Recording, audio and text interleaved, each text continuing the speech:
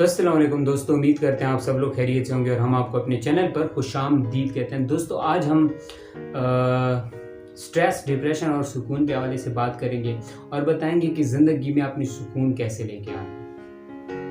आजकल हर बंदा परेशान है अपनी फ्यूचर को लेके, अपनी ज़िंदगी को लेके, अपने ताल्लुकात को लेके, अपने रिलेशन को लेके और बहुत सारी ऐसी चीज़ें हैं जिनकी वजह से हमारी ज़िंदगी में सुकून तकरीबन ख़त्म ही हो चुका है।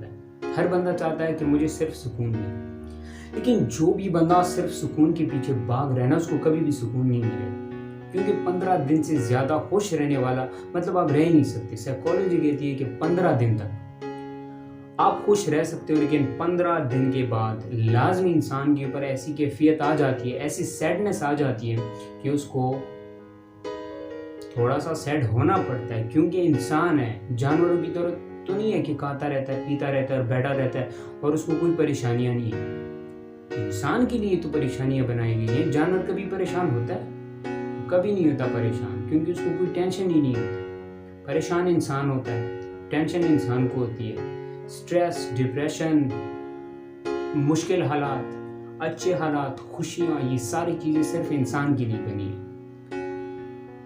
तो अगर जिंदगी में इंसान के लिए कोई प्रॉब्लम्स होती भी, आई थिंक 4 फेजेस होते हैं। इन 4 फेजेस में इंसान परेशान होता है। पहला फेज क्या होता है? वो फ्यूचर के बारे में सोचता है कि मैंने फ्यूचर में कुछ करना है। वो फ्यूचर के बारे में सोचता है और इसी वजह से वो परेशानी में मुब्तला हो जाता है। दूसरी चीज़ होती है वो रिलेशनशिप, आपके ताल्लुकात है, चाहे वो आपके फ्रेंड्स होना है, चाहे वो कोई भी रिलेशन है।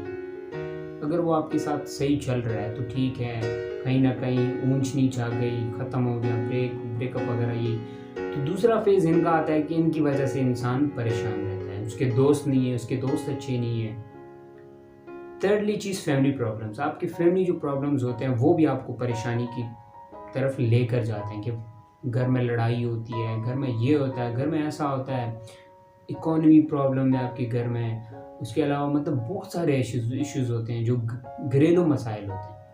लेकिन जो चौथी चीज़ है, इंपॉर्टेंट चीज़, वो है खाली दिमाग। ये चारों चीज़ें आज हम डिस्कस करेंगे कि इस्लाम इन चारों चीज़ों के बारे में क्या कहते हैं। पहली चीज़ फ्यूचर।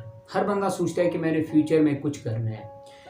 दुनिया में आदम से लेके अब तक जितने लोग आए, सिकंदर आजम ने पूरी दुनिया फतेह की। जब वो इस दुनिया से जा रहे थे, उन्होंने क्या कहा कि मेरे दोनों हाथ कफन से बाहर कर देना और दुनिया को मैंने बताना है कि मैं अपने साथ कुछ नहीं लेके जा रहा। तो इस दुनिया में कोई भी आया, हर बंदे ने वो जो समझ रहा था कि मैं अपना फ्यूचर बना चुका हूँ, कोई फ्यूचर नहीं है। दुनिया इज़ द एग्जामिनेशन हॉल। दुनिया एक एग्जामिनेशन हॉल है, यहाँ पे आपने एग्ज़ाम देने। अगर आप इस दुनिया में कामयाब हो, कामयाबी पैसा नहीं है, कामयाबी बंगले नहीं है, कामयाबी गाड़ियाँ नहीं है, अगर आप अपने अल्लाह को राज़ी कर गए तो ये गाड़ियाँ, ये बंगले, इससे बड़ी चीज़ें आपको जन्नत में मिलने वाली है और वो देने वाला है सिर्फ अल्लाह की ज़ात। अगर आप अल्लाह की ज़ात को राज़ी करके जाओगे तो दुनिया में क्या रखा है? ले लो, आप 20 गाड़ियाँ ले लो, 20 साल चलाओगे ना, 30 साल चलाओगे, एक दिन मर जाओगे, वो गाड़ियाँ किधर जाएंगी? आपके साथ कब्र में दफना दी जाएंगी कि ले जाओ इसके साथ, अपने घुमाते रहो कब्र में या जन्नत में गाड़ियाँ। कुछ भी नहीं है। फ्यूचर अगर आपका कोई है तो वो जब आप इस दुनिया से जाते हो, अब आप दुनिया में आए थे तो क्या लेकर आए थे? कुछ भी नहीं। तो इट्स मीन कि इस दुनिया में जो भी है वो आपका नहीं है, चाहे मोबाइल फ़ोन है, गाड़ियाँ हैं, पैसे हैं, जो भी है वो आपका नहीं है। पैसों की ज़रूरत ज़िंदगी में रहती है, ज़िंदगी जीने के लिए पैसों की ज़रूरत होती है, लेकिन इतने पैसे कि आपकी ज़िंदगी गुजरे। ज़रूरियात के बेस पे चलो। अगर ख्वाहिशात के बेस पे चलोगे तो सिकंदर आज़म की भी ख्वाहिशात आज तक पूरी नहीं हुई, शद्दाद की भी ख्वाहिशात पूरी नहीं हुई, फ़िरौन की भी ख्वाहिशात पूरी नहीं हुई, वो तो बादशाहों की भी ख्वाहिशें पूरी नहीं हुई, तो आपकी किधर होंगी? तो फर्स्ट ऑफ ऑल फ्यूचर का मसला ही ख़त्म है कि आपने परेशान नहीं हो रहा अपनी फ्यूचर को लेके। मेरा अल्लाह आपको उतना नवाजेगा, उतना देगा कि जितना आपने गुमान भी नहीं किया, लेकिन अगर आपका अपने अल्लाह पे पुख्ता है। Secondly relationship. हम अपने दोस्तों के साथ रहते हैं, किसी भी रिलेशनशिप में, आपने शादी की है, आपकी बीवी है, आप किसी के साथ भी,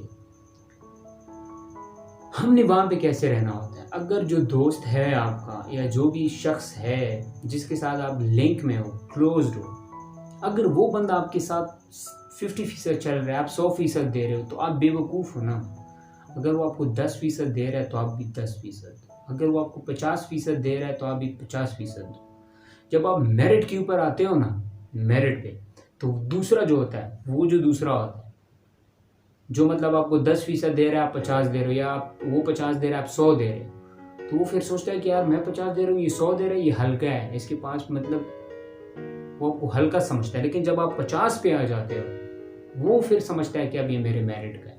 और मेरिट वाले बंदे को कोई भी नहीं छोड़ता, ये स्टैंडर्ड से ऊपर कम भी नहीं होना, क्योंकि अगर आप इतना कम पड़ जाओगे तो वो कहेगा कि यार ये मेरे रेंज से ही बाहर है। ना खुद को ज़्यादा महंगा करना है, ना खुद को ज़्यादा सस्ता करना है।